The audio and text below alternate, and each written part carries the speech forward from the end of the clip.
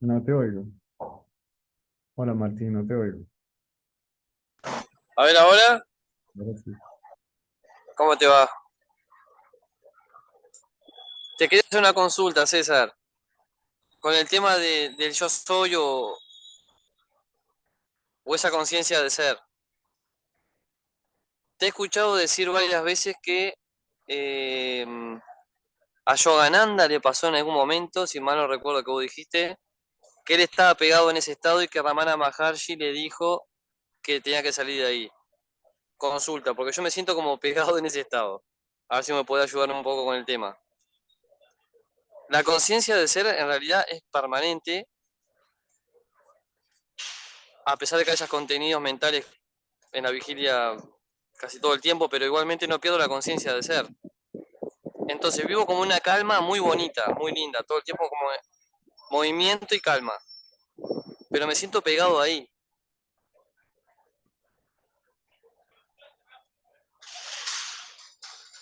Mi consulta sería, si ese es el prerequisito como para que se revele el absoluto, ¿por qué uno queda pegado ahí si naturalmente es el prerequisito? Porque lo consideras como la realidad última. Sí, Conocimiento de ser quiere decir saber que eres. sí, Ahora sabes que eres. En el sueño onírico sabes que eres. En el sueño profundo no sabes que eres, pero eres.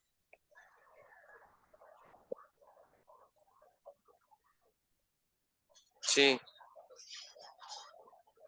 Hay una transición entre la vigilia y el sueño profundo. En esa transición se es consciente del silencio que se experimenta en el sueño profundo. ¿Mm?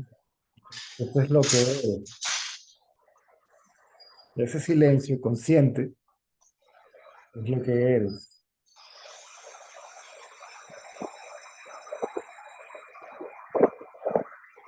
Y si yo digo, yo sé que soy César o el conocimiento soy César. soy César.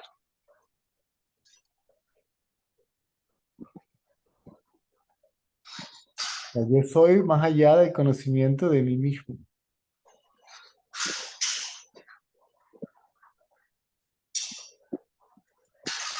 El yo soy es una mente pura.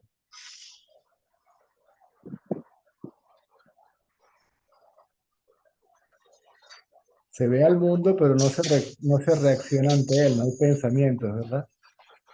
Sí, exacto.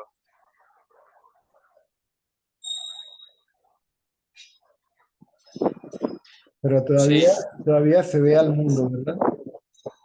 sí, Lo, lo que eres como absoluto, no hay nada. Es decir, en ese estado, el absoluto, que es el testigo, y el atestiguado se fundieron.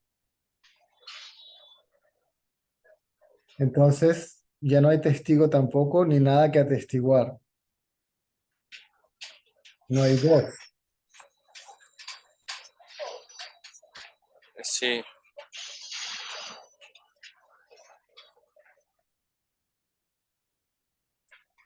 Por ejemplo, en este momento, para que haya dos, tengo que pensar que está César ahí y estoy yo acá. Si no utilizo el pensamiento como para que esto pase, no hay dos. ¿Ese es el estado de yo soy o es el estado absoluto? Sería el estado absoluto. Pero fluctúa porque yo siento como que hay momentos que es así y hay momentos como que parece que no. No, no Ah, fluctúa. Ese estado no fluctúa, ese estado es permanente. El estado de no dualidad es permanente.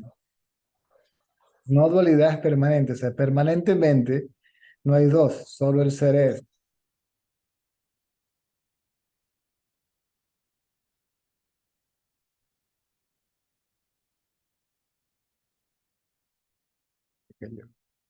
No te oigo.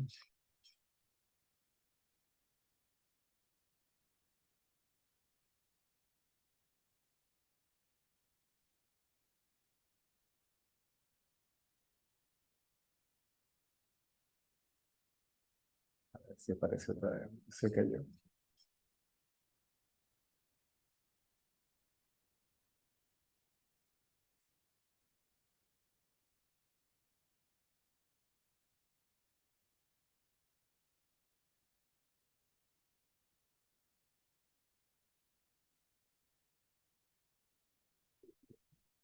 No.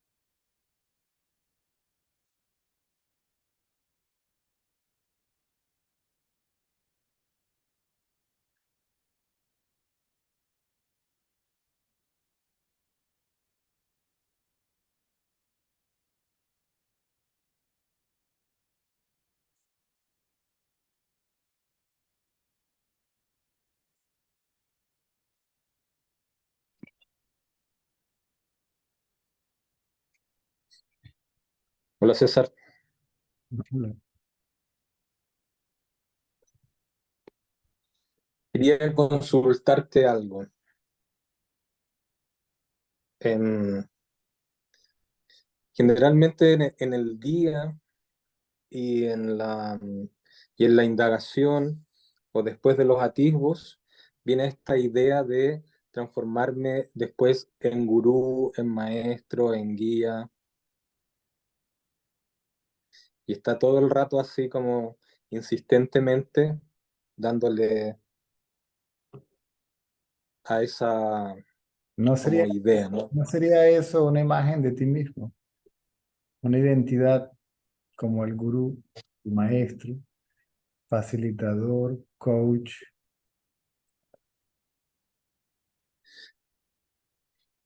Sí, porque yo antes era profe de yoga, entonces era como así como estaba yo vestido de blanco, kundalini, con turbante y toda la cosa.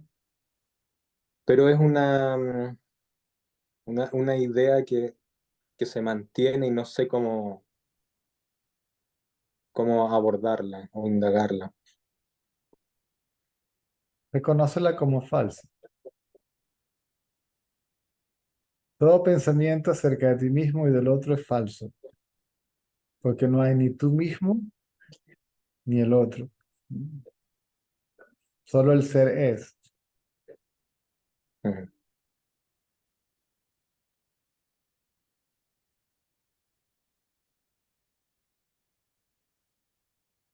Ok. Gracias, César. No, no, ya.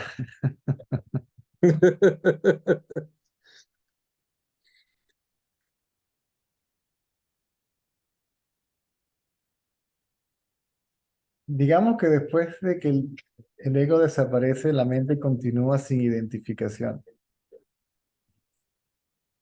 Y es una especie de identificación sin identificación, porque te vas a referir a ti mismo como el cuerpo.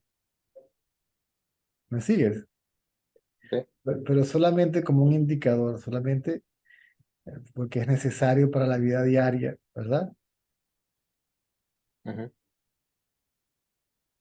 La mente queda como una imagen, ¿sí? Es una imagen, siempre fue una imagen, ¿sí? Una imagen que aparece en la conciencia y desaparece en la conciencia. Pensamientos, ¿sí? Aparecen y desaparecen en la conciencia. ujú, Como imágenes que aparecen y desaparecen en una pantalla. ¿Mm? Igual es el cuerpo. El cuerpo es una imagen, digamos, gruesa, ¿verdad? En la mente es una imagen sutil, sigue siendo una imagen. ¿Mm? ujú, Sigue siendo una aparición, ¿verdad?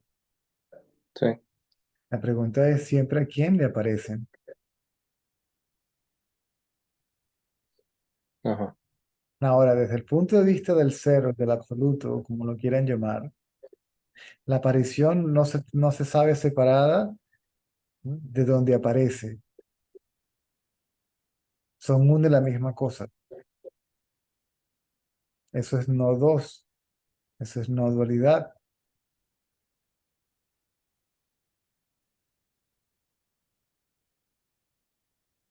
ujú,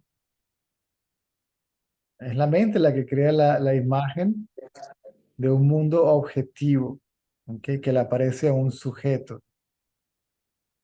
¿m?, a un experimentador, a un conocedor, a alguien.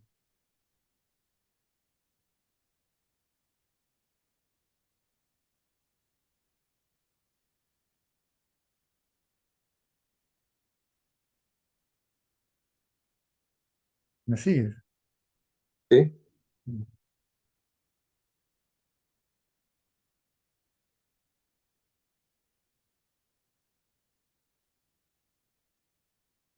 La mente también se pone como un testigo, ¿sí?, como el testigo de los pensamientos, ¿verdad? sí. O del silencio. Y- o del silencio. Pero si no hay pensamientos, no hay nada que atestiguar, ¿verdad?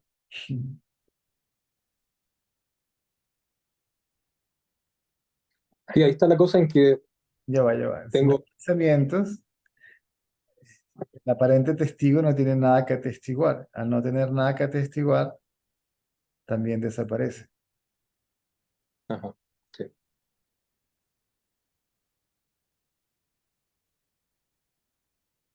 Solo que cuando va desapareciendo el testigo es como que se, se mareara, quiere agarrarse, como que le da algo así como que quiere, como que se está ahogando, ¿no? Así como...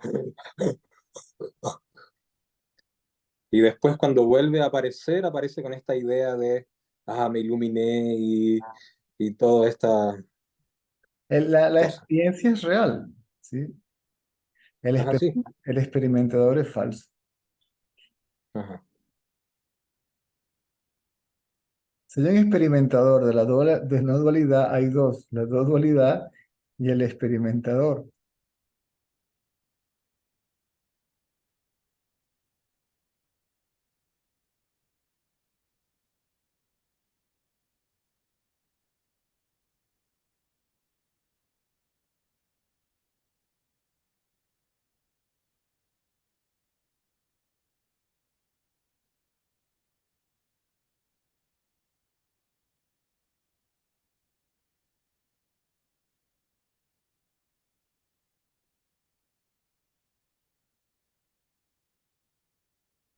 La mente no va a dejar de funcionar, solamente cuando el cuerpo desaparezca.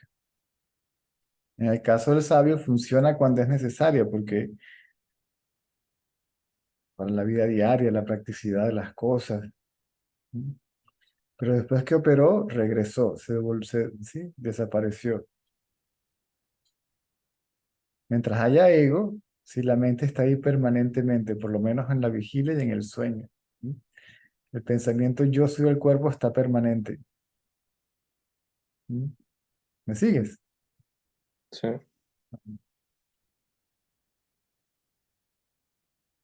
La relación sujeto-objeto continúa durante la vigilia y el sueño onírico.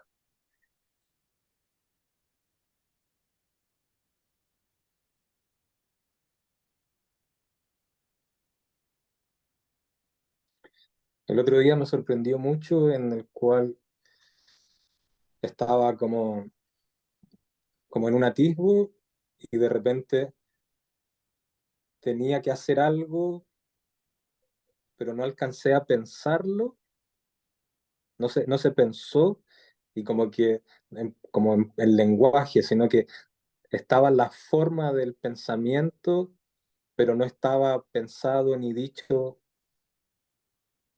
y era así como solo, ¿ah? Ujú. Continúa, estoy tratando de seguirte el hilo.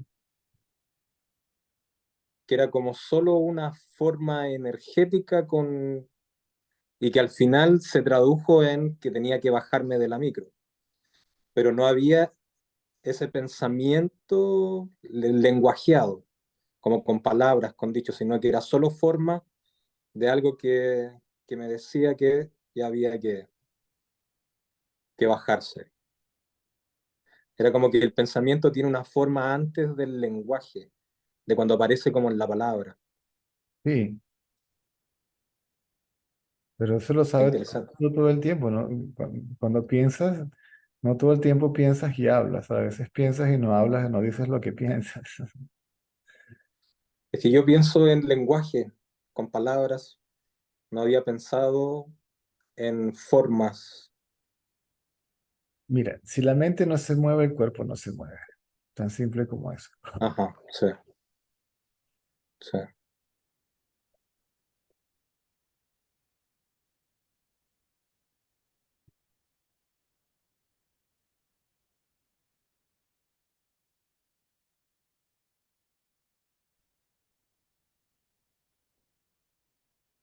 A lo que algo te llama la atención, el cuerpo automáticamente, sí, y ahí entra la mente.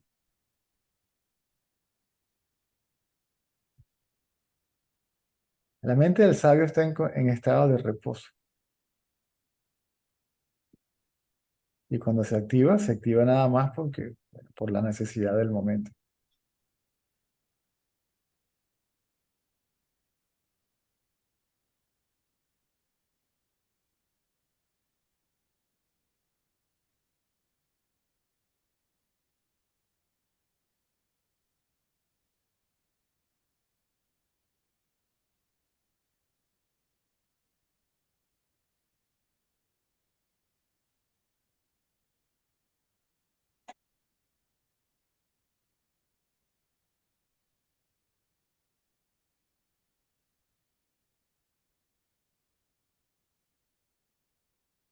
Y cuando la mente se activa, en una aparente forma dual, ¿verdad?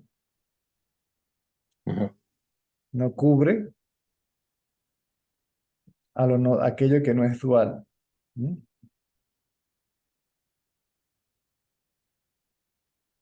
Ese estado dual también se llama diferenciado, ¿verdad? sí, Un sujeto diferente del objeto. ¿Mm? Parecieran que fueran diferentes el sujeto y el objeto, ¿sí? Ese estado diferenciado aparente, que es mental, no cubre el estado no diferenciado. ¿Mm? ujú, El estado diferenciado, no diferenciado, se llama samadhi, ¿verdad?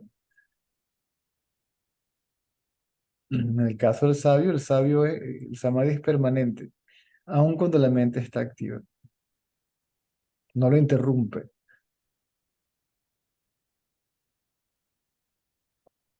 y tampoco interrumpe el ego cuando todavía está y aparece, porque es como que se logra ver rápidamente o identificar o no genera un movimiento más allá de simplemente una aparición y una desaparición. Si aparece el ego, entonces el samadhi no es permanente.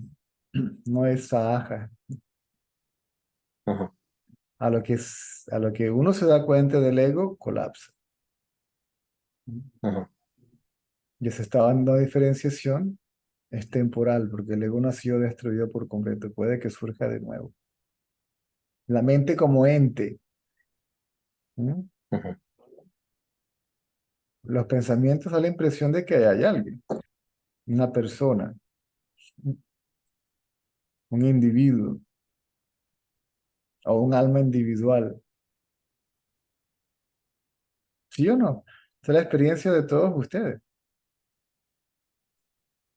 Si ponen atención a lo que se les dice, lo que se les dice tiene que verse reflejado en la experiencia directa, diaria, de todo momento, de todos ustedes. Aquí no estamos hablando nada ajeno al propio conocimiento de ustedes mismos, simplemente que no, algunos no se han tomado la molestia de ponerle atención, de ponerse atención a sí mismos. Si yo le pongo atención a mí mismo, inclusive, aunque mí mismo signifique la mente, automáticamente empiezan a darse cuenta de lo que es la mente. Al darse cuenta de lo que es la mente, se dan cuenta de ustedes mismos como aquello, como sustrato de la mente,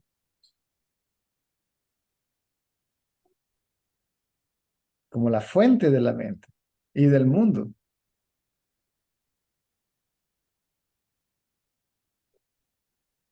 como la fuente, sustrato, testigo y punto de disolución de todo, cuerpo y mundo.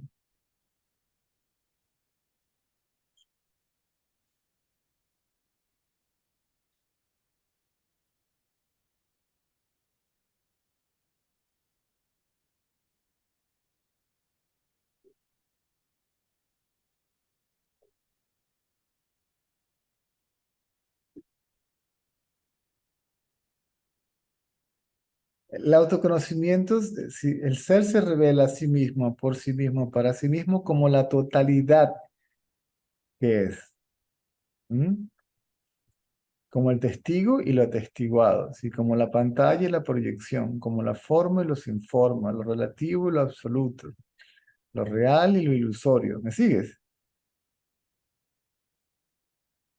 Aló. Sí, Mm. Pero me acuerdo de eso. naturalmente sucede una interpretación de esa verdad. A lo que viene después la mente. Exacto. Sí, no hay dualidad, yo soy eso, yo soy el ser no dual. Sí, hasta Shiva tiene que venir a tocarme mis pies porque yo soy.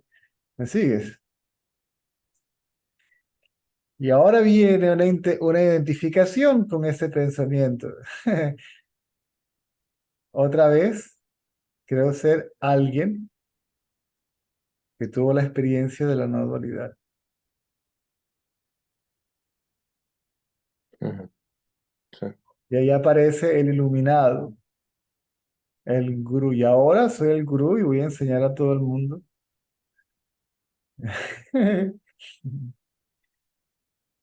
a realizar el ser. Y te vuelves a poner tu ropa blanca y te vuelves a montar el turbante y toda la parafernalia. Es más, muchos quedan atrapados. Esa es la última, prácticamente la última trampa.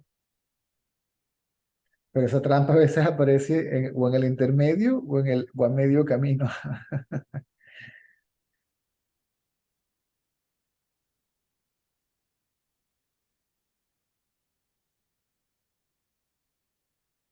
Y ahora voy a dar satsang, como si satsang significara algo que vas a dar.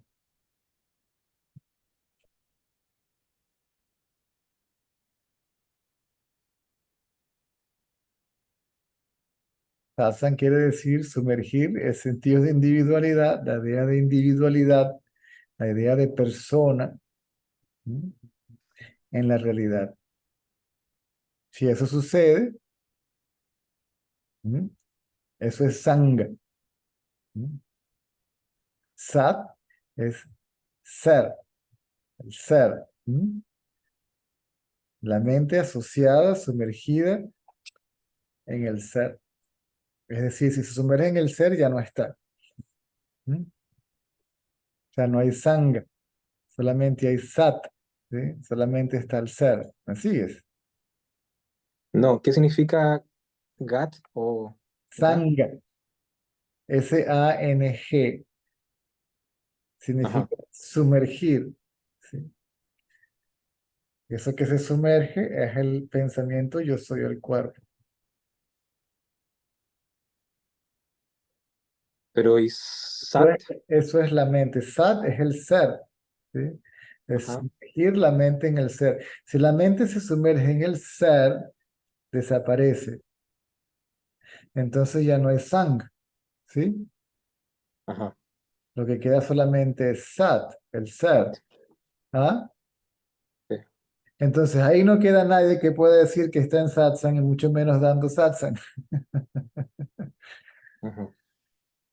Si no es sanga, ¿Mm? No hay sanga. ajá, ok. Ahora está de moda, ¿sí? El sang, yo La pertenezco sanga, a la sanga. Si sanga malanga, pachanga.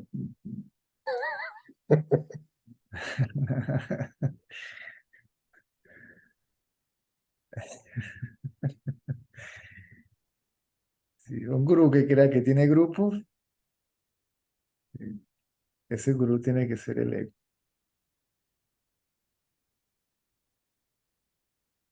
Si alguien cree que tiene estudiantes o devotos, ese es el ego.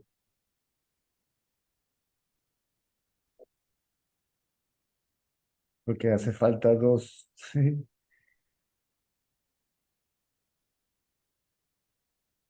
Si la mente, que es el devoto, desaparece, entonces lo que queda es el gurú. ¿Sí? Solo.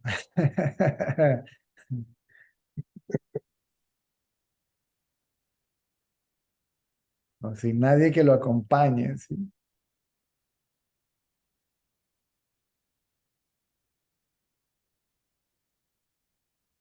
Que lo sirva, que lo atienda, ¿sí? Que lo revere,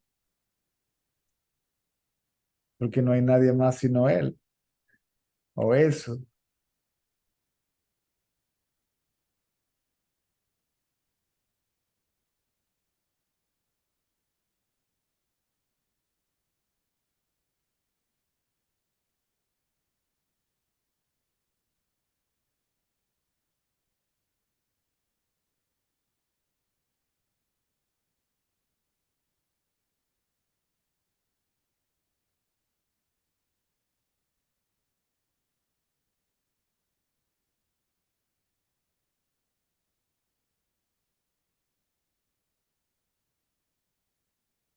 Si la ola es una manifestación del océano, es el océano también, ¿verdad?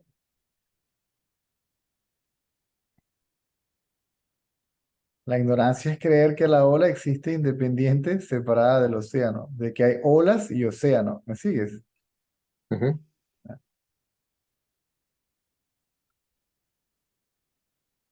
Es decir, la mente sigue funcionando, al igual que las olas siguen surgiendo del océano, pero ya no se percibe, es el océano, ya no lo puedes, a la mente ya no la puedes llamar ego, ¿sí? No la puedes llamar entidad separada, una segunda entidad. ¿Sí?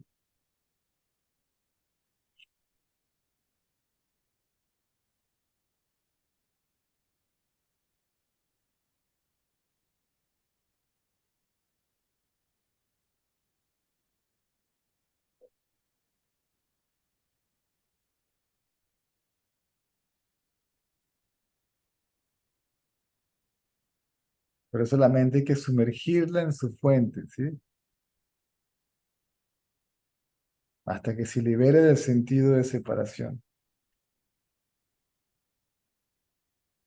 hasta que se libere del ego. Si la liberación es para el ego, es del ego. ¿Mm?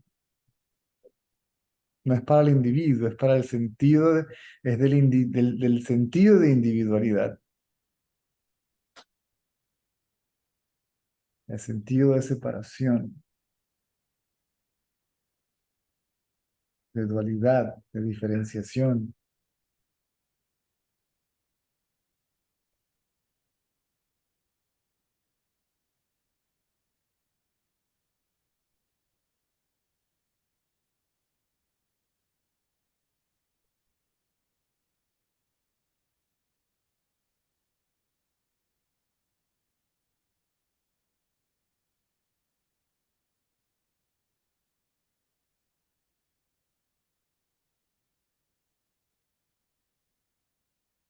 lo hemos hablado en estos días. Siempre da esa analogía de la muñeca de sal. ¿Mm? La sal viene del océano, ¿verdad? Sí. Mm. Cuando la tienes en la mano, pareciera que estuviera separada del océano, ¿verdad?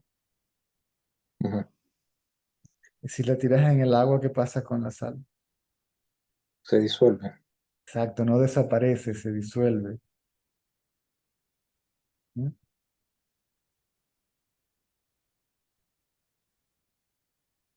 Pareciera invisible, ¿verdad?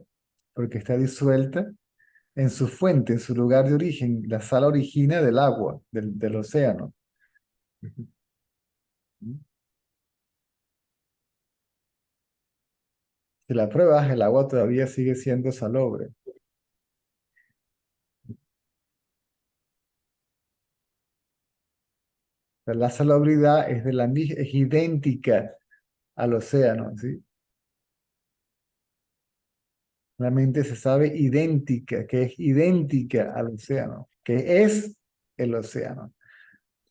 ¿Mm?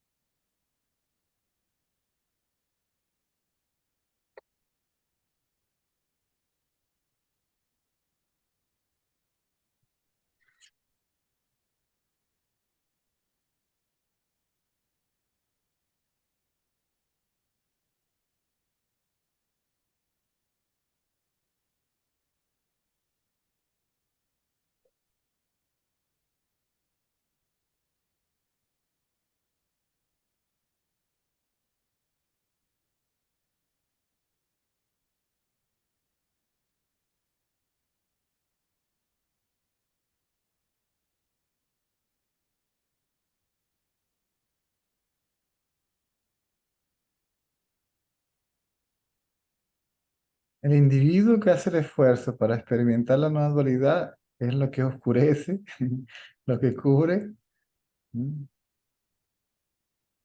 Al hecho de que no hay dualidad.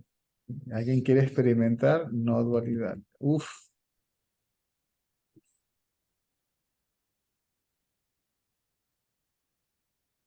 el ser ya es la totalidad. Y hay alguien que quiere experimentar la totalidad.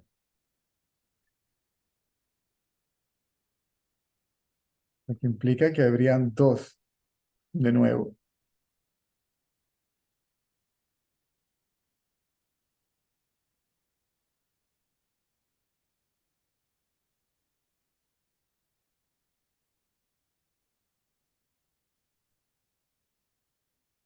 La mente que tiene forma, la forma de pensamiento, la forma de sentido de individualidad, quiere experimentar a la realidad. No puede.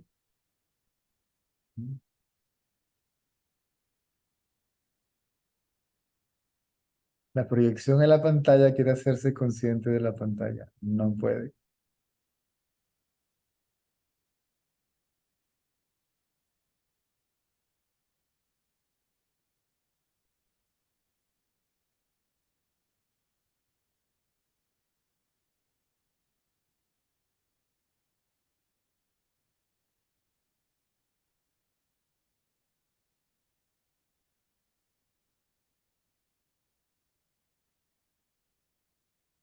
Si el mundo es el ser, la mente es el ser, si todo es el ser, si el ser es, entonces ¿quién habría ahí para preocuparse de algo llamado mundo o de algo llamado mente?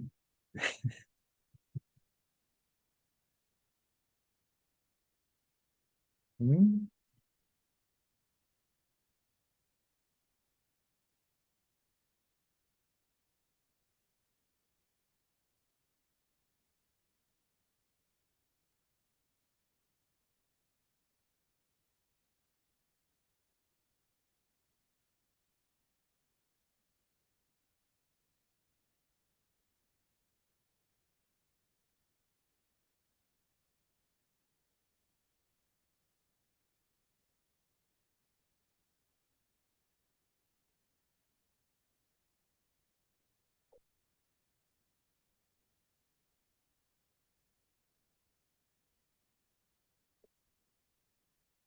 Así es como va esto. Primero creo que soy lo atestiguado.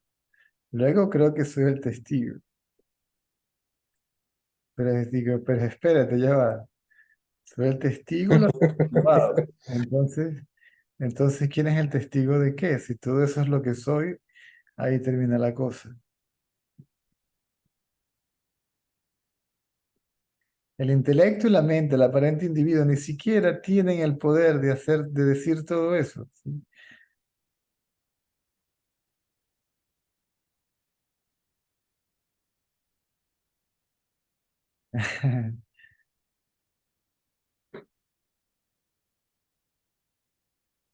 La libertad, si el libre albedrío, ¿sí?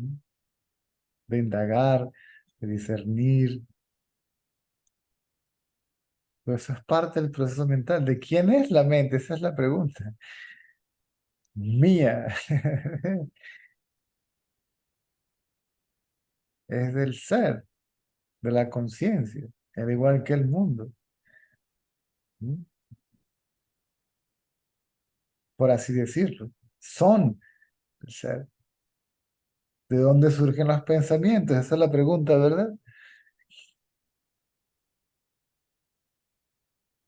Como la mente surge de algún lugar, ¿sí? O mejor dicho, como los pensamientos surgen de algún lugar, se cree que los pensamientos surgen de la mente. Que hay una mente que piensa, la mente es pensamiento, la mente no piensa, los pensamientos surgen del ser, al igual que todos los demás, ¿sí? Bien sea que se considere material, grueso, tangible o sutil, ¿m? Como la mente, los pensamientos o el conocimiento, el intelecto, la memoria, etcétera, o la energía, ¿verdad? Que manifiesta todo eso. ¿M?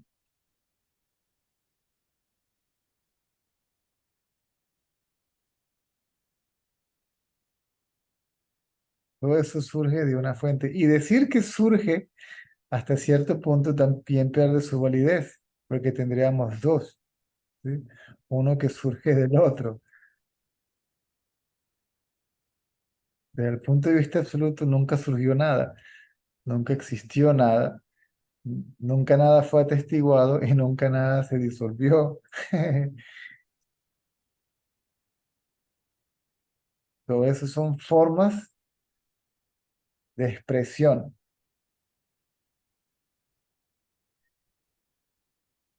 Para tratar de explicarle esto a quién. a alguien. ¿Me sigues? Ujú.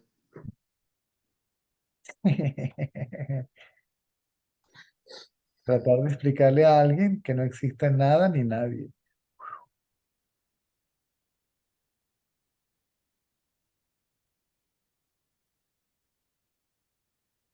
Y esa locura es parte de la misma realidad. ¿Qué tal?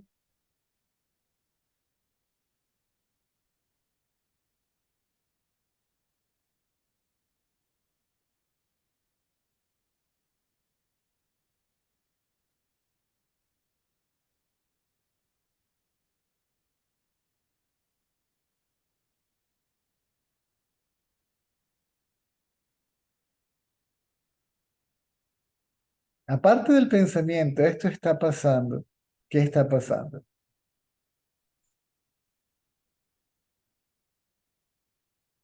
Aparte del pensamiento, yo estoy haciendo, ¿dónde está la acción? Aparte del pensamiento, yo estoy pensando, ¿sí? ¿Quién está pensando?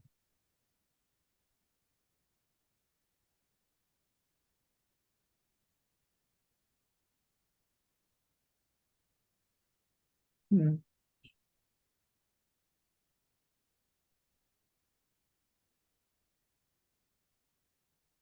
La mente es un pensamiento que identifica al ser con el cuerpo, eso es todo. Lo limita.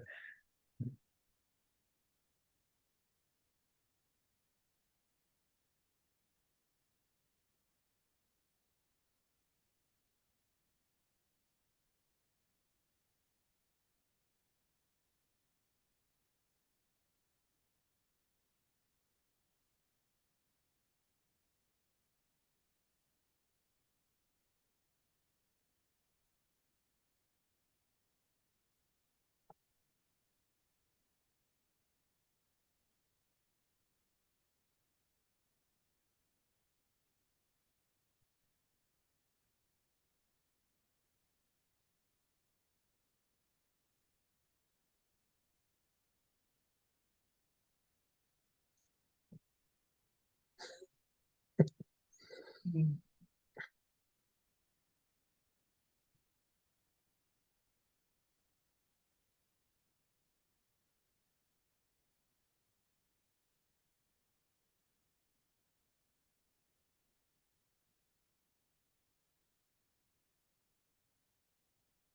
Está el autoconocimiento, está la interpretación del autoconocimiento, pero no hay nadie ni que tenga el autoconocimiento ni que lo interprete. Esto es así de abstracto para muchos.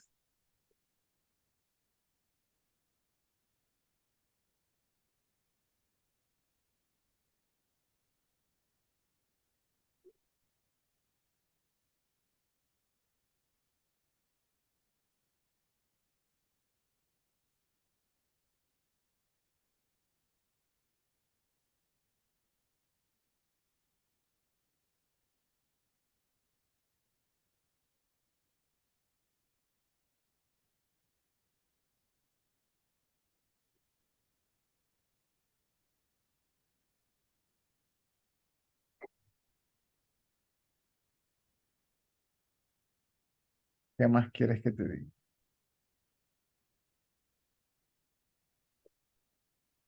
Nada más. ¿Y qué más podrías decir sino lo mismo una y otra vez hasta que cale? ¿Sí?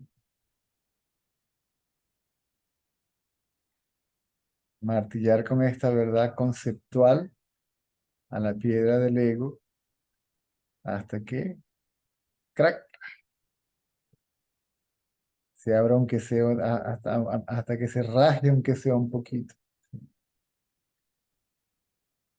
Y después que se abrió un poquito, ya empieza a caer por su propio peso, así como las dos lajas de una piedra, así, a la que le das aquí, empieza el propio peso, así, empiezan a caer por su propio peso.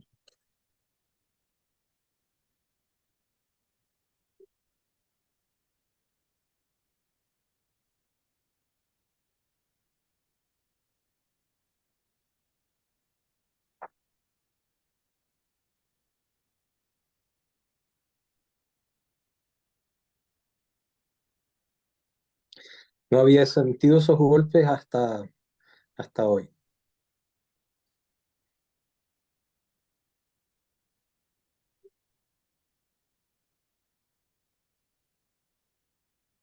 No, sí los había sentido. Sí, pero es Es como como que es acusado, ¿no? como que la piedra dijera, me dieron 20 golpes y el 21 fue el que sentí, ¿no? Lo sintió todo. La piedra no se rompió con el último golpe, si los 20 golpes anteriores la fueron ablandando, ¿sí? Ajá. Solo que ahora así como que, ¡pum!, ¿no? Ajá.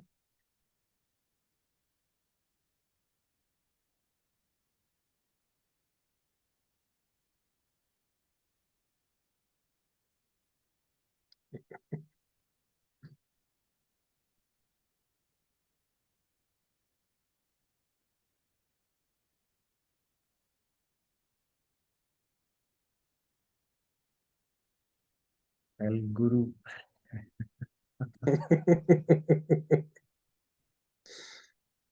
Y la gente, sí, Occidente pidió prestado todas esas terminologías sánscritas, ¿sí? Que vienen de los Vedas, los Upanishads, de los Puranas, y de las escrituras de la India, que ni siquiera, ahora sí, la India inclusive está retomando su nombre, lo quieren llamar de nuevo como se llamaba antes, Bharat. Y antes de Bharat creo que se llamaba Yodia, ¿sí? Los Bharatrillas, no se llamaban los hindúes. Y todas esas son, interpretaciones, mis conceptos erróneos. Los hindúes, ¿qué hindúes de mis tormentos? La- Hay un río que se llama Indus, sin H, Indus. Y los que vivían de esa parte del río hacia el sur se llamaban Indus, los hindus. ¿Ok? Y de esa parte del río hacia el norte eran, sí, los pakistaníes. La palabra hindú tiene es en un contexto geográfico, no, ni siquiera religioso, ¿no? La Mm, palabra Veda significa verdad o Vedanta, ¿sí? Advaita Veda o Advaita Vedanta, ¿sí? La verdad no dual, ¿no? Están los que practican Advaita. ¿Cómo cuernos se practica Advaita? Cuéntame. Es la descripción de un hecho, un concepto que se refiere a una realidad, pero no es una práctica. No, yo tengo muchos años practicando Advaita. Le digo, sí, por supuesto. Muy bien, muy bien. Ok, ok, ok. Acha, acha, acha.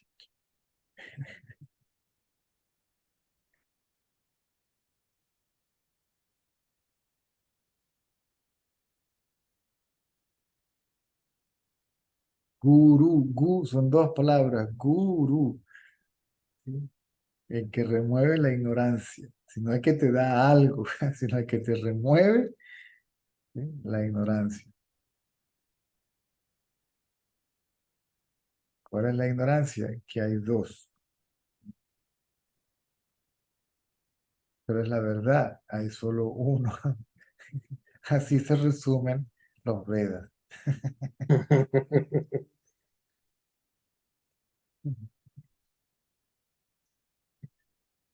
¿Y cómo me doy cuenta de eso? No hay cómo, porque ya hay solo uno, ¿sí?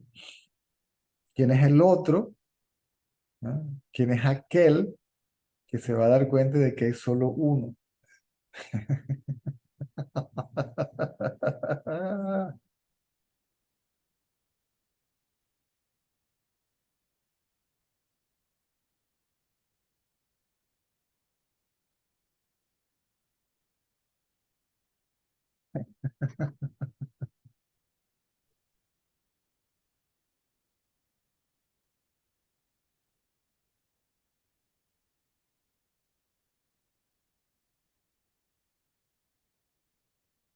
Ave María Purísima.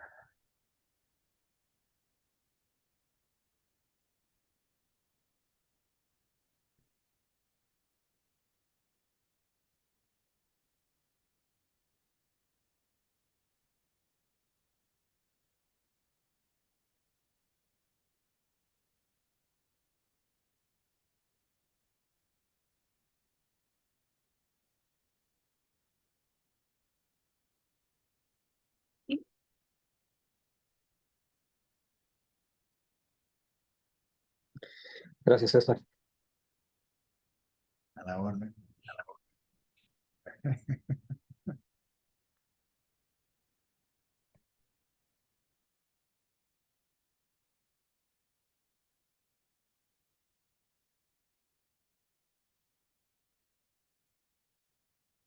Ok, vamos a ir respondiendo lo que queda por aquí del chat de WhatsApp.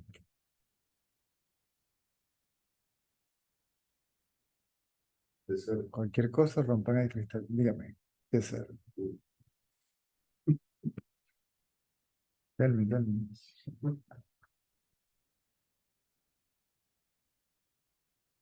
It's a mind game problem. Yeah. No, surely it's a mind game. A feeling of like yeah, it's a mind game. Like the mind tries to catch something, like there is a feeling like, yeah, I'm getting that, and then nothing, and then again, I'm getting that. And Imagination is trying to grab something, and the mind is part of the imagination. So trying to grab something is also imagination. Mind is an image. See? An image trying to grab something is the same image. See? It's also imagination. Oh. The mind is an image in consciousness. Subtle. This is an image also, right? But it is gross. This one is tangible. So to speak, the body. Material. Yeah, at least it's tangible. The mind is not tangible.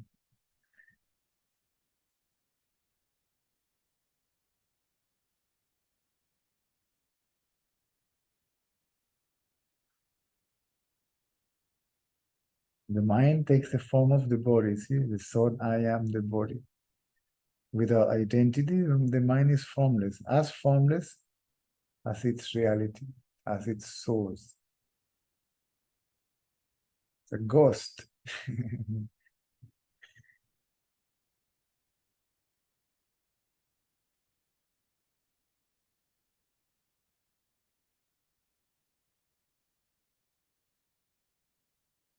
Sometimes reflections switching. Not identify the mind, not identified is formless. Identified appears to be form, having a form, having a body, a name, a history, a past, a present, a future, experiences, and so on.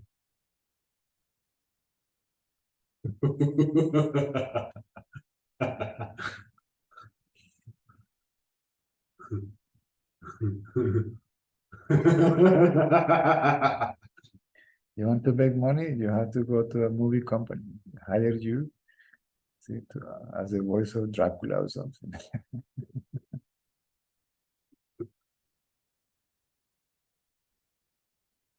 Sorry, I will try not to laugh. No, I'm teasing you. Come on.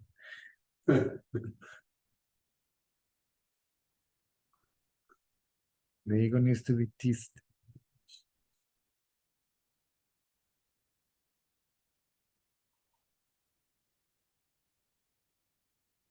If there is no reaction to the teasing, that means the ego is gone. You can't tease it anymore.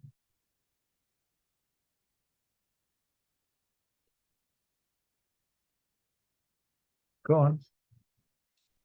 So grabbing something, right? Yeah, and sometimes there is a switch.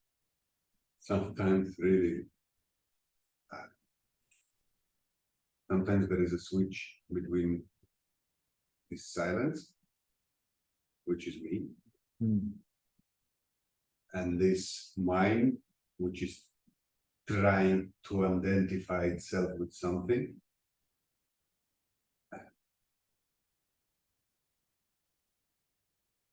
So yeah, like on both sides, there, back, there, back, there, back, and there is another one, sees both of them.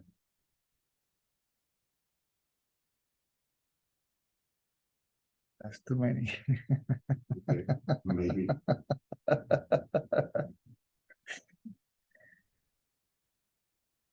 That which sees is silence. You're bringing a third entity into the picture.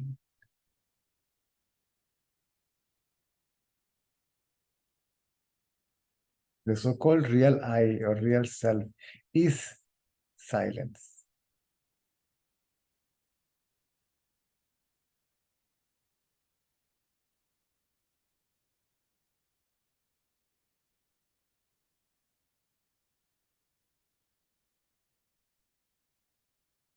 The mind moves in that silence. Or does not move in that silence. Is either moving or not moving.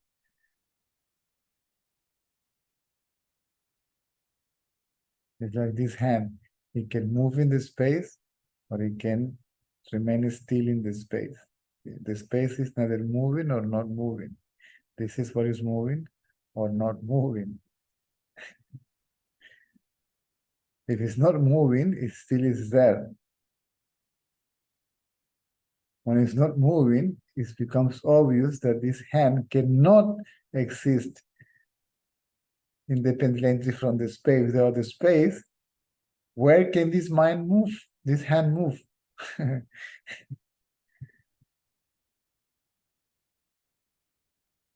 You can't separate all the objects in the space from the space.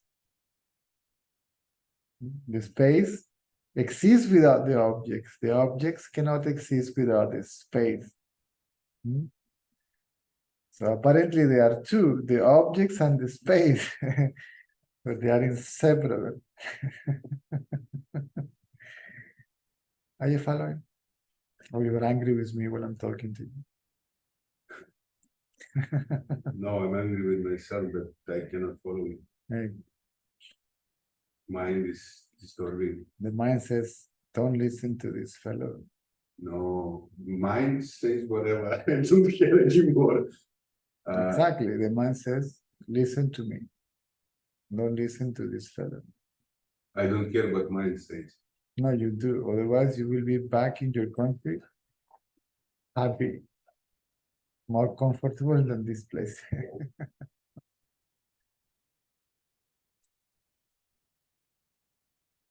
I'm telling you. I'm not saying that please wake up and go away. No, I'm not saying that. Also, yeah, I am. You will not be with me for the reason of attending, listening to me or looking at me.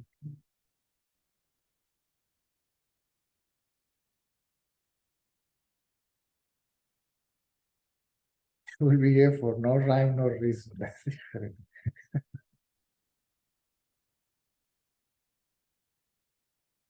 Not for the purpose of, sorry, my tongue is tired.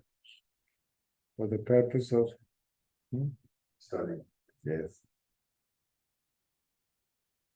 You will be here purposelessly. Just to kind of grab coffee. Or whatever. How to get there. How to. How? This is the paramount. Yes. This is the paramount question always. How? And there is no how. Because there is no who. For whom the how could be. How means practice, right? Method, system, mechanism. And it's going to be either physical or mental, yes or no?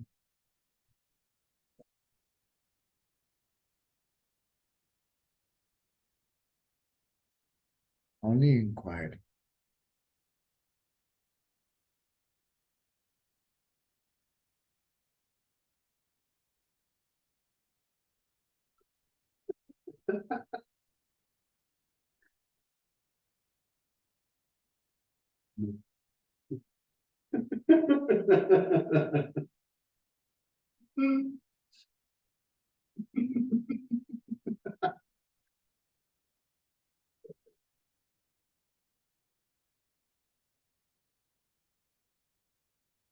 Control. See. My intention. Hmm. My No, control. See, the man is happy. Mind is happy. Why not? When it's free from the ego, is happiness. no. And then it is called itself. Says stop it. No, I'm telling to the mind. Yes, the mind is telling to the mind. Nobody else is telling to the mind anything. The self is quiet, always silent. But the mind is telling to the mind. Okay? Stop it. The mind is split into two. See? Subject and object. Can you see that?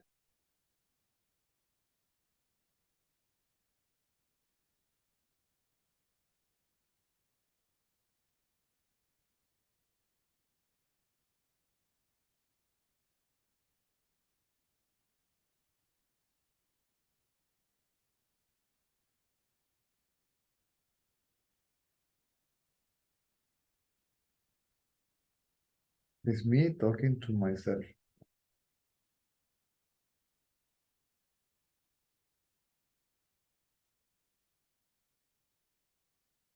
Me talking to me. Oof, me answering to me. Good Lord. What a mess.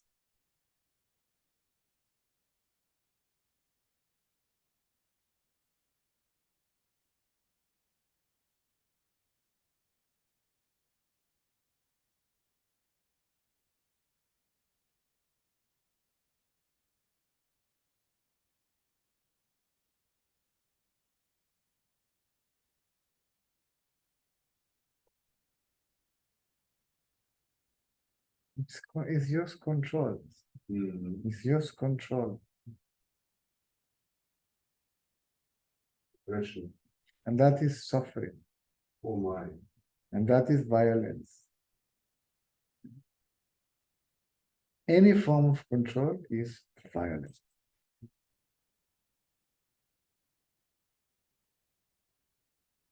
First, to oneself. Mhm.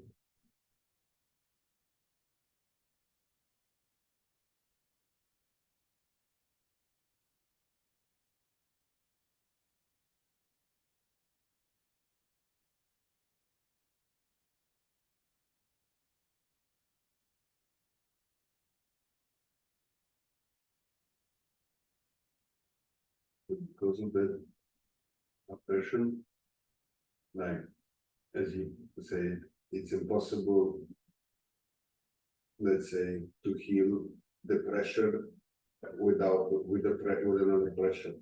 So it's only possible to To do it. heal. I mean, I'm like Yeah. heal. And who is ill? So the one that is ill is trying to heal itself. It's trying. No. I'm saying that to heal in a way to heal impossible. It's only the only way is to release. Just don't do it. There is no healing myself. There is no myself. This self is mental. If it is mental, it's imaginary, right?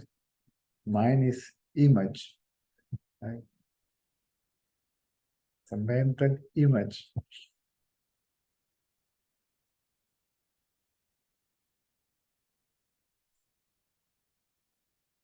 It grabs this body, right? And call it I.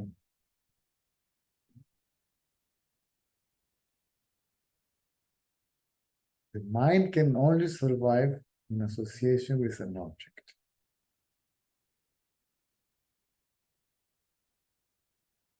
Objects are like bananas for a monkey. So no bananas for the monkey. And the monkey dies. This monkey became King Kong already.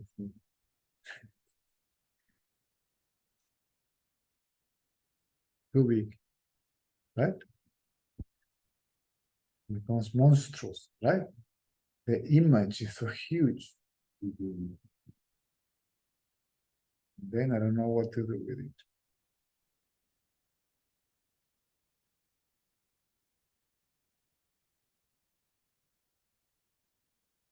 And yet, it doesn't exist. Such is the paradox.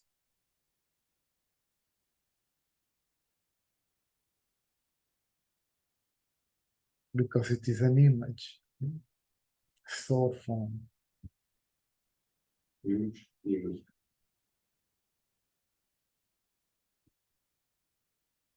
Any suggestion? Okay. How to, again, the Okay, same question. yeah.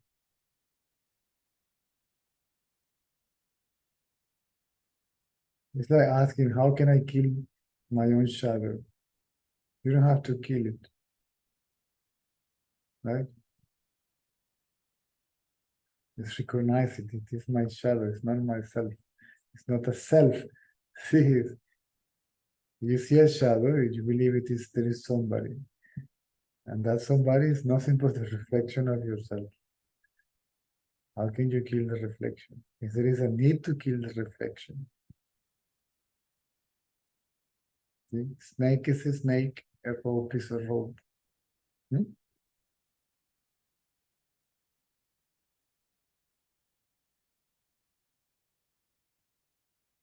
You see that there is no snake but a rope. Huh? If there is a need, what is the question about killing the snake? If it is not that, it's a rope.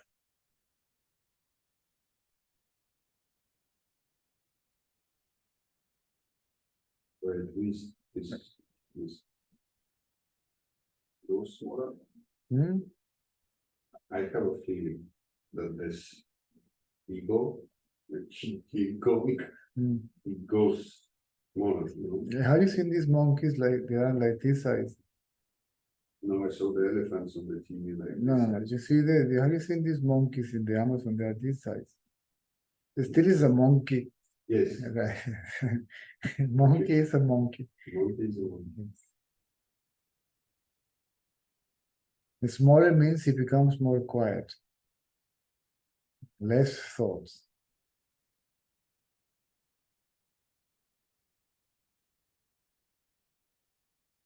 But it still appears to be me. Are you following? Yes.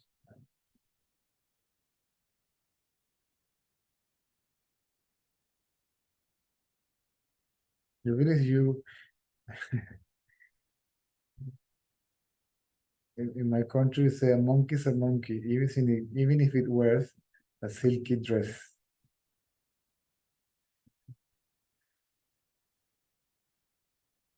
Silk dress. Silky dress.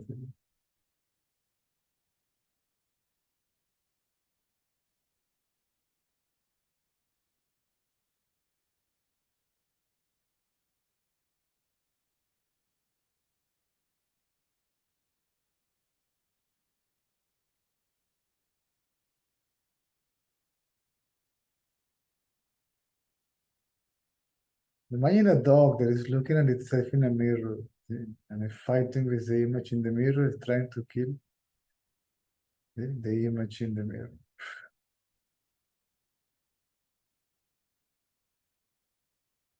If the dog realizes there is nobody there, to whom am I barking? Right? And what dog I'm trying to kill? To whom am I fighting? Who is there? Nobody is there.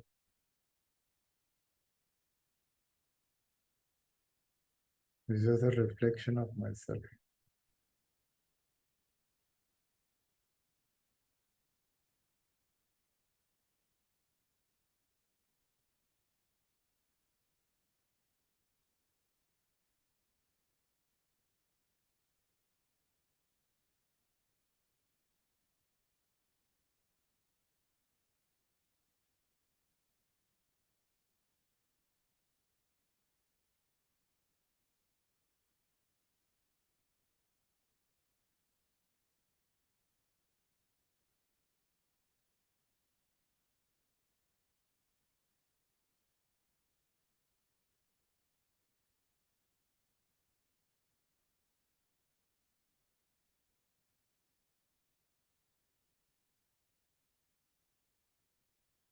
I told you, leave the mind alone. Leave the mind alone. Yes.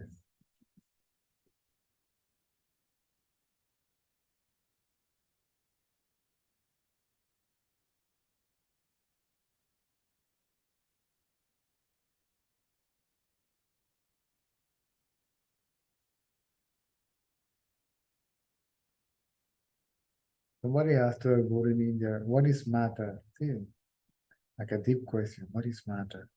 And they will say, matter, it doesn't really matter. He said, oh, okay, what is mind? He said, oh God, never mind. Means ignore the body, ignore the mind. If you ignore the body and ignore the mind, immediately you're addressing yourself, you're acknowledging yourself.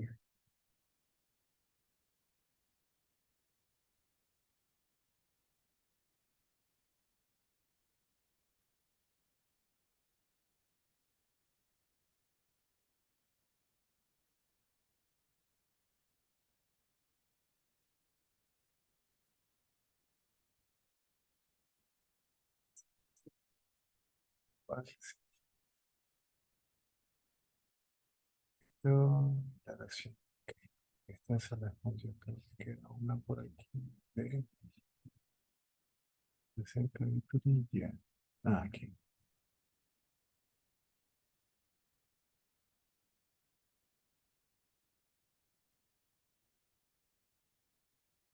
Se habla, o cuando hablas de Saja, Turilla, Tit, debemos entender que son lo mismo, ¿no? Esa respuesta, esta pregunta es para Ricardo.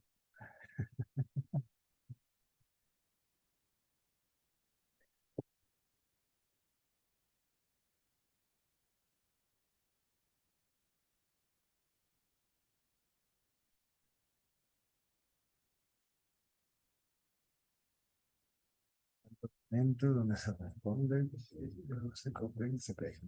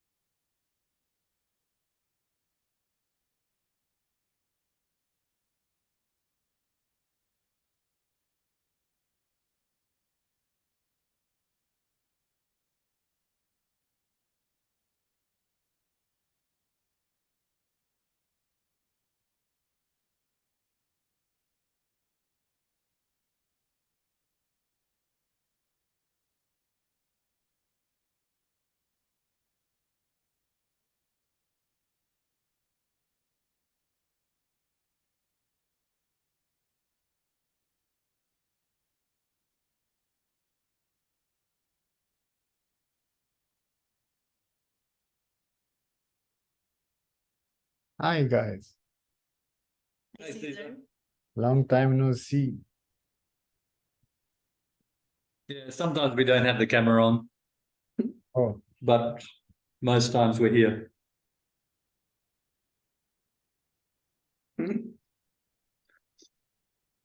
So I have a question today. I work in a medical aesthetic device company, and I've been practicing on some of my friends, and 99.9% of the time it's great. But I did a treatment on a lady who I knew I shouldn't treat. I knew I shouldn't have done a treatment on.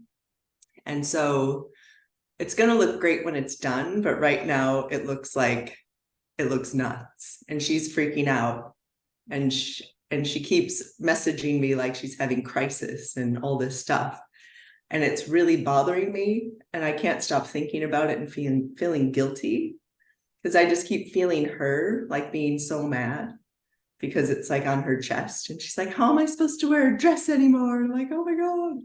So it's playing on my mind, and I don't know how to like not feel so guilty about but we can't predict what's going to happen to somebody, just like a doctor can't predict what a pill is going to do to them. I can't predict how someone's skin is going to react.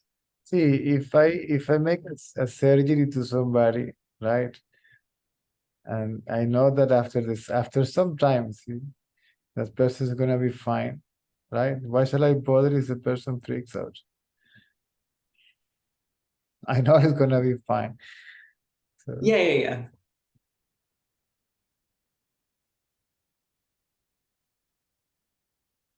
So just don't worry. and who did it anyway?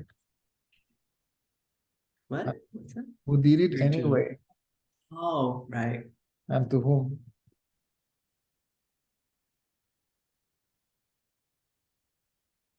It just goes back to that body identity, isn't it?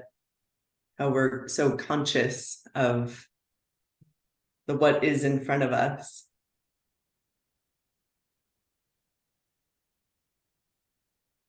It's like when I go to the dentist. While the dentist is working on my teeth, I hate the dentist because it's painful. It's intrusive, right? It's very uncomfortable. Yes. But when I leave that clinic, right, dental clinic, I'm feeling like, oh, God, pain is gone. I love that doctor. See, that's such a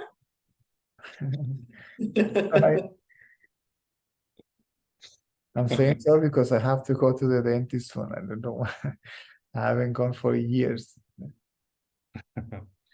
So I can imagine that anything can happen there. So And that's the thing, people like this particular lady has a lot of damage to her skin. So trying to treat it is very tricky. And then it just made me think, go on. what?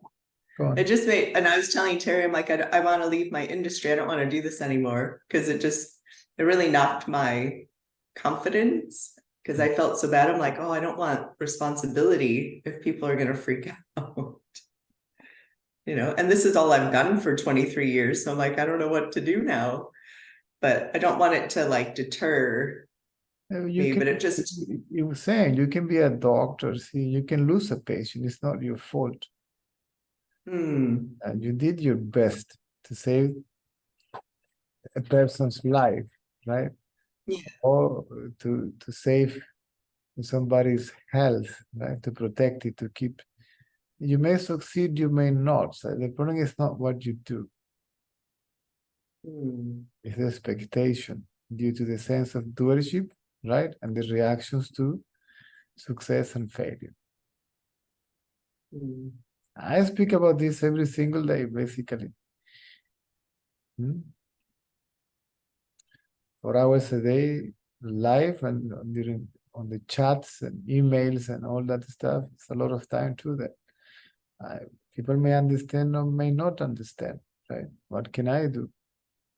I'm not going to sleep frustrated or feeling guilty or bad. because I didn't succeed. See, I'm such a failure as a guru. Nobody have a clue what I'm talking about. Or if somebody understood or had a glimpse, I don't go proud to bed because I enlightened 3, 4, 5 people today. Right? Well done. I see what you mean. Yeah, my teacher used to say, do your best, forget about the rest. If you still have the sense of doership, right? Yeah. Do your best, forget about the rest.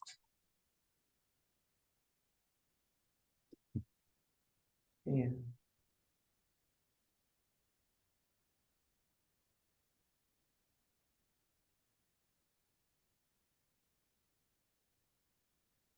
Whatever it is, do your best.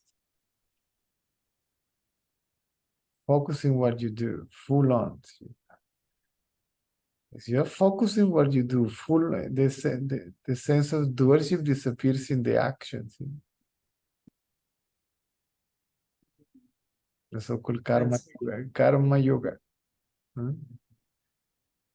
The sense of doership dissolves in the action.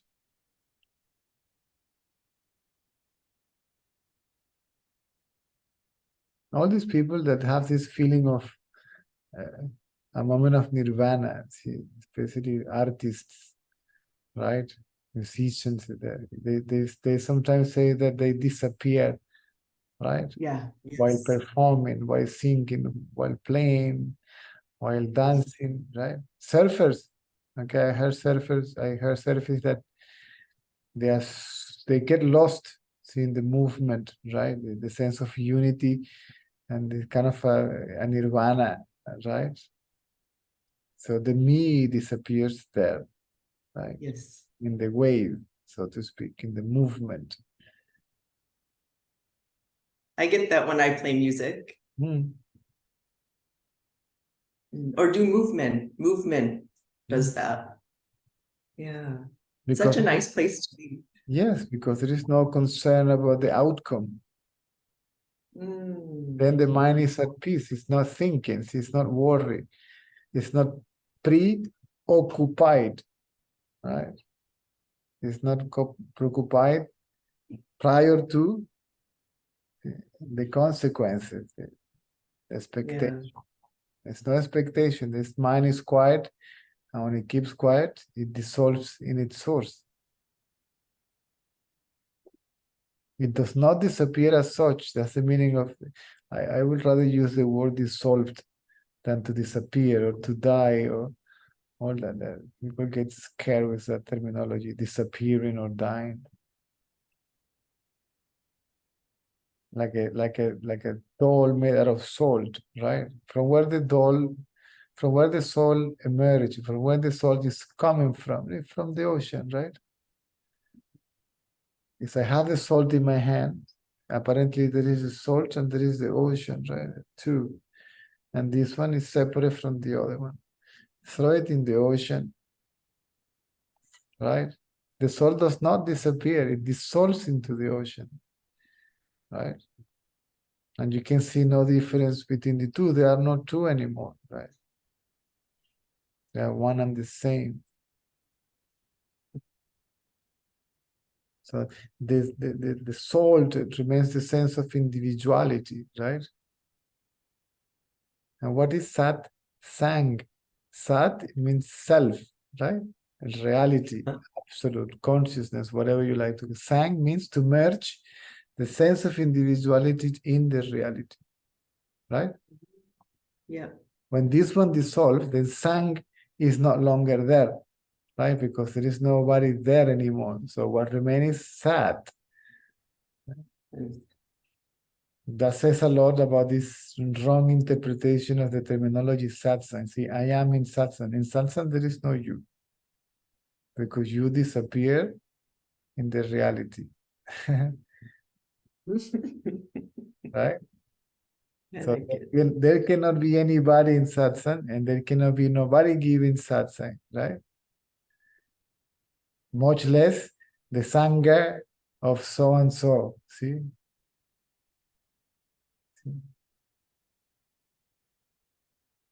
Anandaji. Nosotros, we are the Sangha of Anandaji, to Guruji, this Ji and the other Ji. So, the group. There's a lot of G's. Oh yes, there are too many G's. Right? I agree.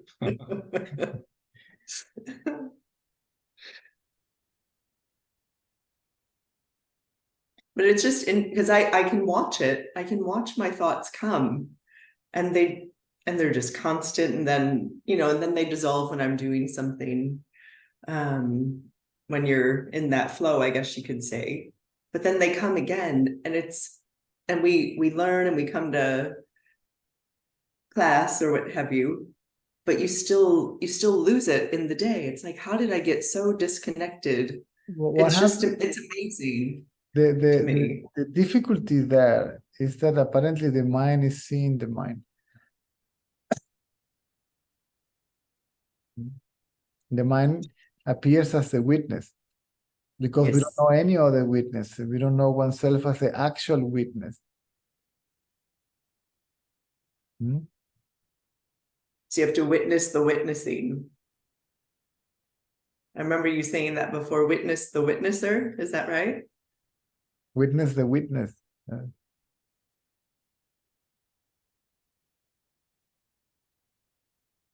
And then is this witness has nothing to witness. See, it has no thought to witness. This witness also disappears. Because from the absolute witness, the only one, right? There is nothing to witness, right? Are you following? It alone is. Yeah. When the mind is gone, see, the witness and the witnessed, right, merges into one. Then who is witnessing what?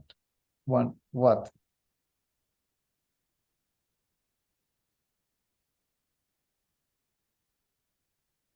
And the formless witness and the form witness is realized to be indivisible and separate. Then who is witnessing what?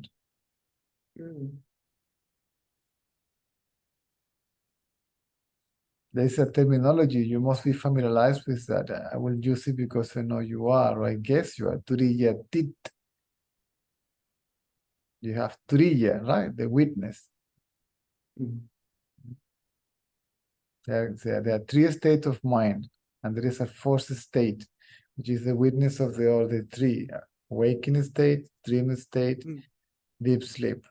3 states. It is the same, it's the states of mind. All these collectively is the mind. See? Yeah. Awakening state, dream state, deep sleep. Right? It's the same mind that alternates, right? And contradict each other. Right? Yes. So for this to exist, there must be a witness, right? Yeah. There must be a fourth one there, right? It's called the fourth state, but it's not a state, right? Is the witness of these 3 states. Now, if these are one and the same, right? Can you see? Yes. Yes. And who is the witness of what? Right? Well, this is called Turiya Tit, see, beyond witnessing, the transcendental state, right? Which actually means the self alone is. Isn't that the Om symbol is the 3? The 3, yeah. But in the Om, there is a little thing there that represents the witness. The witness. Yeah.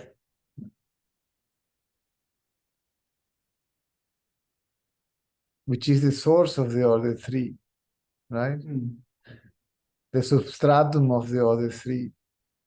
And the place of dissolution of the other 3. Now, if these are one, that is Turiya Tit. There is nothing that arises, nothing that is sustained, right? Nothing that is witnessed and nothing that is dissolved, because all that is one and the same. That is so-called transcendental state. The thing is, the mind, transcendental state, and creates an idea of it. See?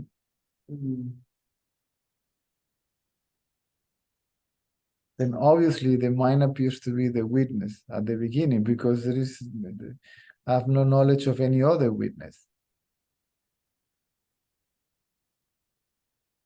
Now, if the mind is actually witness, right, then the mind is no longer a problem, because it's no longer I. That is not, it's no longer I, and yet it's not separate from I. Yes. So who's going to have a problem with it?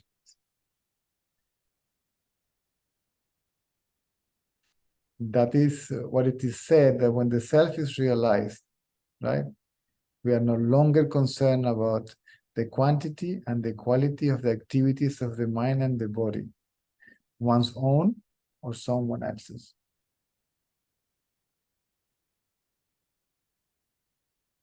Like when I am aware of being the screen, okay, like the screen, you are not bothered by what is projected on it, whether it is this, that, or the other.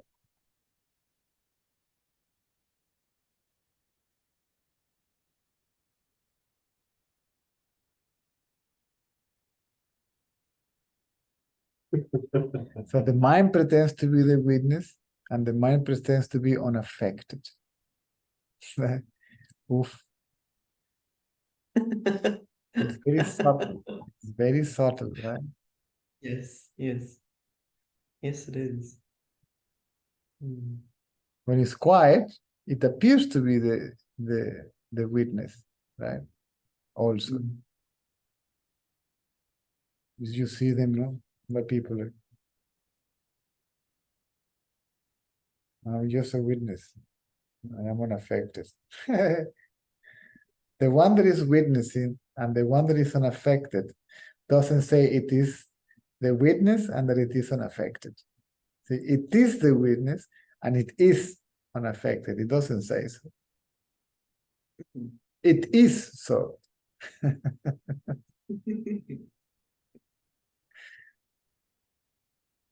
You see them in India. No, I'm going to eat sort of, it's not me who is going to eat. The body's eating, I'm just witnessing it. All this is thought, no? Yeah. It's actually interesting to witness the body.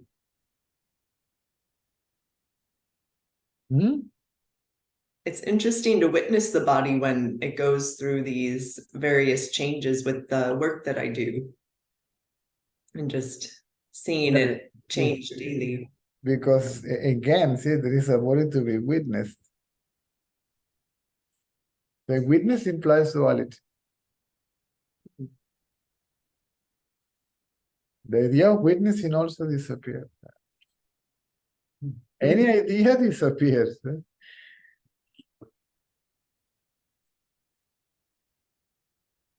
Then who is going to have a problem with whom? That's the question, right? That's what I'm trying to say.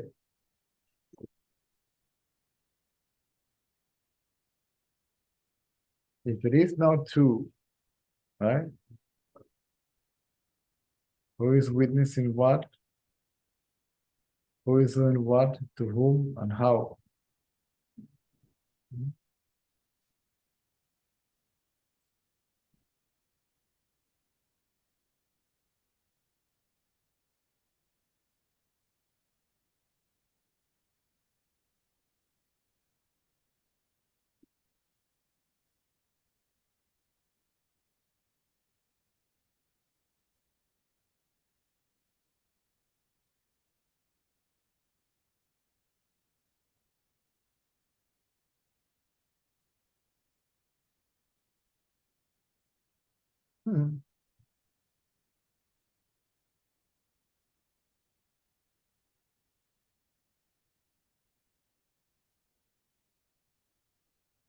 It is said when the mind is still, means it is merged.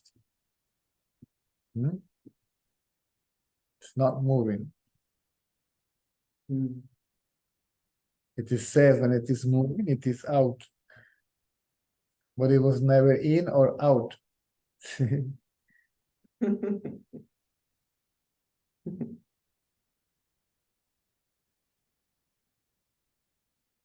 because the mind is always the self, see, not a separate entity, not an individual or a person, separate.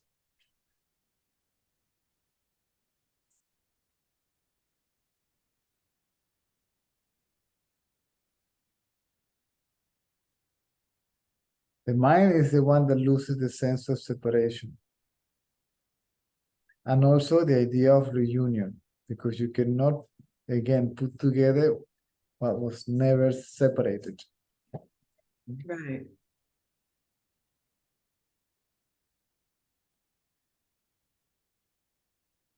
These are that feeling of the mind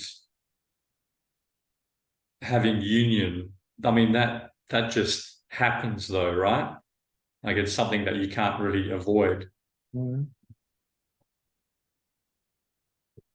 There's There is, there's nothing to do with that. there is an interpretation that the fact that there are not two becomes obvious, see, self-evident, right? Mm. Mhm.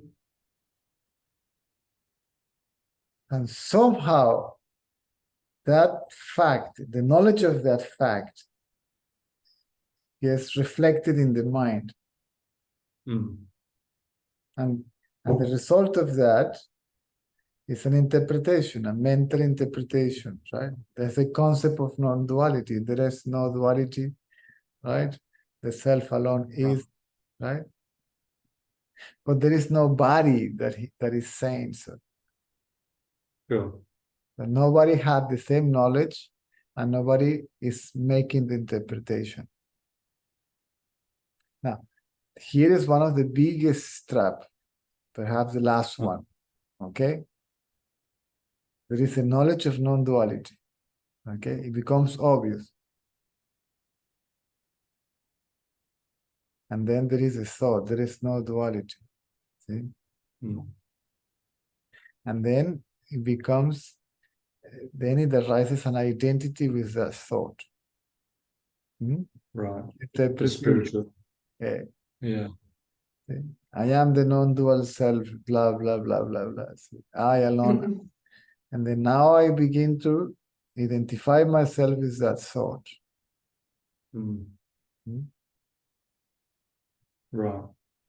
And now it is a thought again. It's no longer a fact.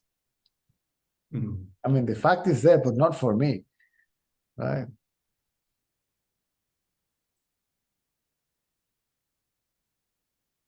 This is why when that happens, forget about it, right?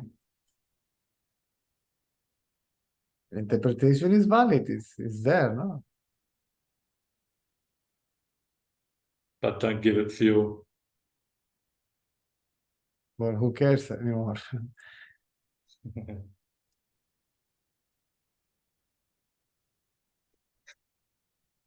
If I alone am, see, for how long will I tell this to myself? Right? And for how long will I take to other people? Actually, if I alone am, see, how can I tell this to whom? Right? And how? You remain as that.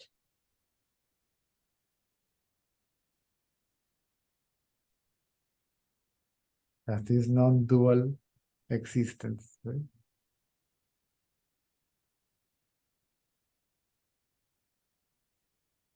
Absolute existence.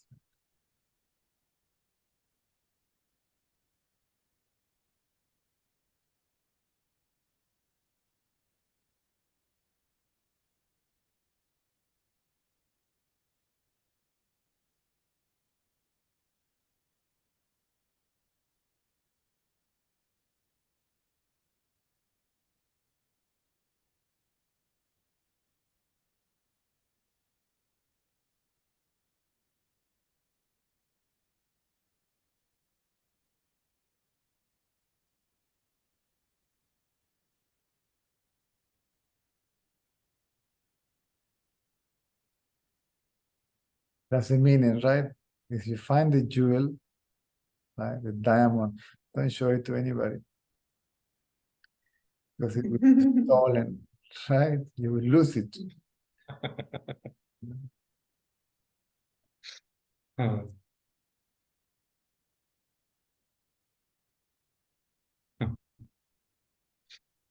When you say, I found the truth is lost. Mhm.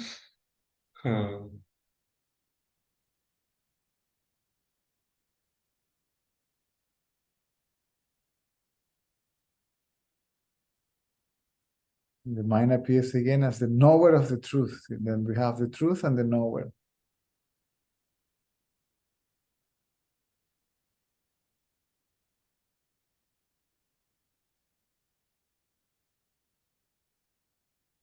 Knowing by the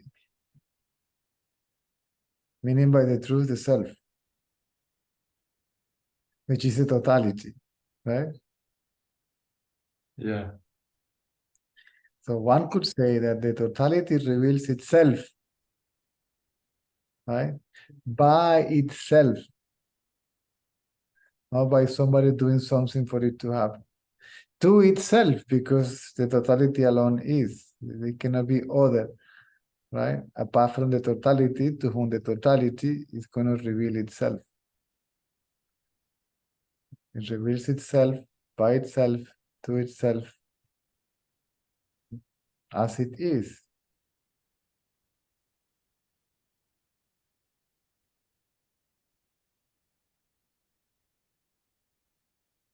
And somebody sometimes will ask Ramana, who is the guru? You know, people that went to see him without knowing that he was Ramana, right? Couldn't identify him. Where is the guru? And he will point to someone in this one.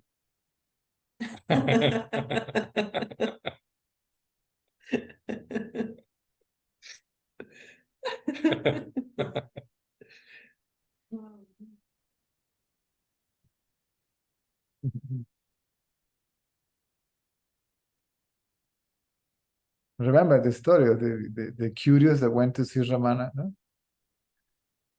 And found him sitting on the stones. And he was just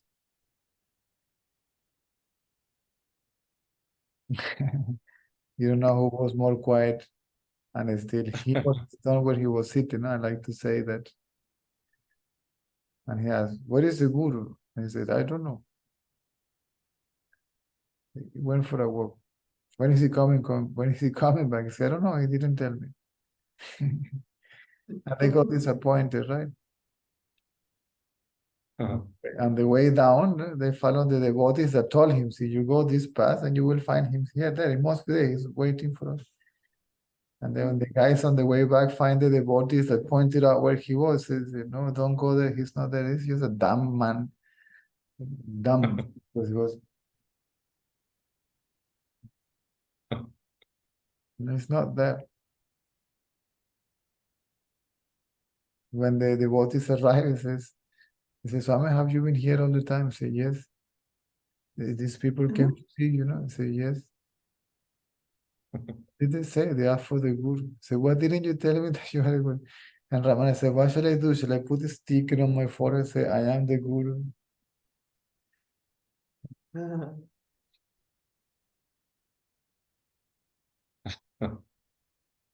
So these people doesn't, you will find ridiculous, yeah, absurd to think themselves as self-realized being. One can say they realize the self, but they don't consider themselves self-realized being.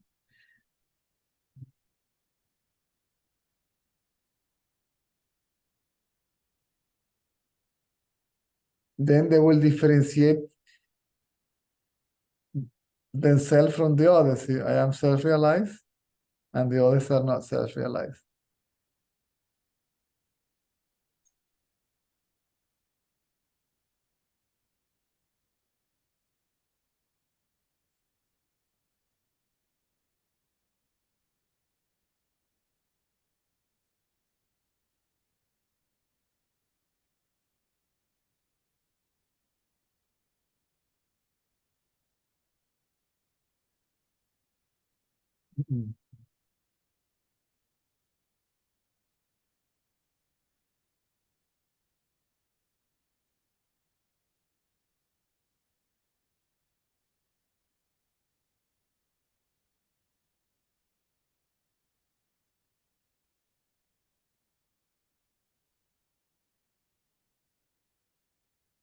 So that formless,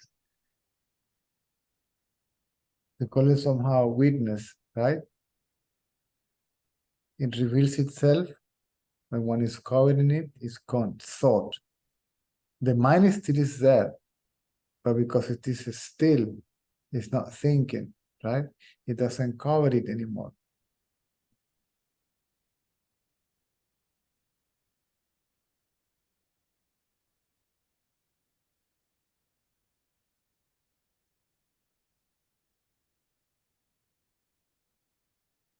Because of the presence of the mind, which is still is there, still, right?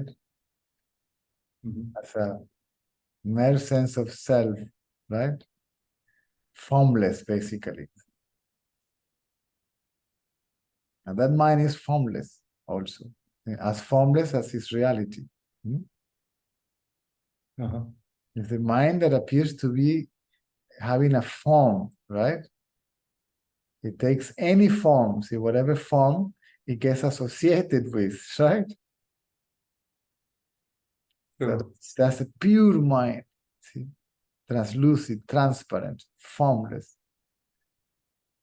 So because of the presence of this formless mind, apparently this formless mind realizes itself. But it is realized that if this formless mind is the self, so it is everything else. Therefore, the self alone is. That is the so-called absolute truth.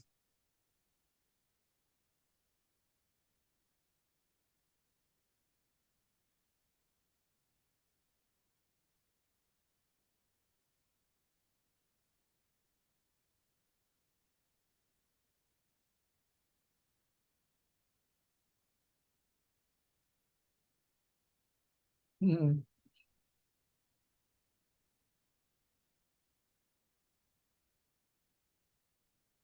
This is why I insist. It is so important that the concepts and the words has validity, right? Yeah, sure. So important why they should be understood. The very understanding, the very clear understanding of this, it may lead to the realization of this. While listening or a little while after.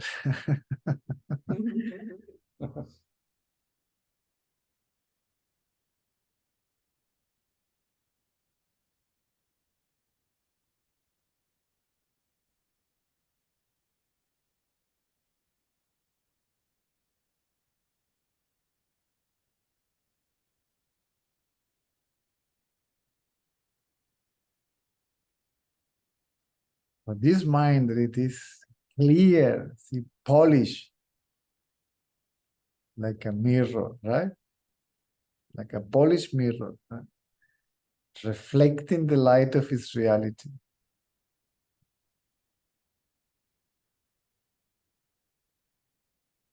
The one that makes easy to understand, see, that the form and the formless are not separate, right? If it is dirt identified with an object, then it creates a sense of separation.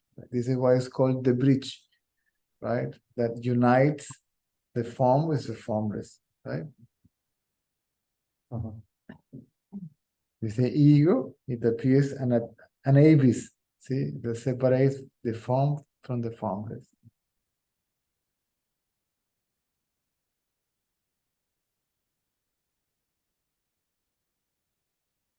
Okay, gotta go because Alex, you need to knock the door of Toto's apartment. What? Yeah. Yeah, it's already nearly 10 to 10. Sorry. 10 after 10, 10 past 10. Yeah. So guys, Thanks. lovely to see you and to talk to you again. You too. Thank you. Thank you You're always. You're welcome. Hasta la vista. Hasta mañana. Hasta mañana. Gracias. Antes de que la carroza se le convierta en calabaza a Alex. Adiós.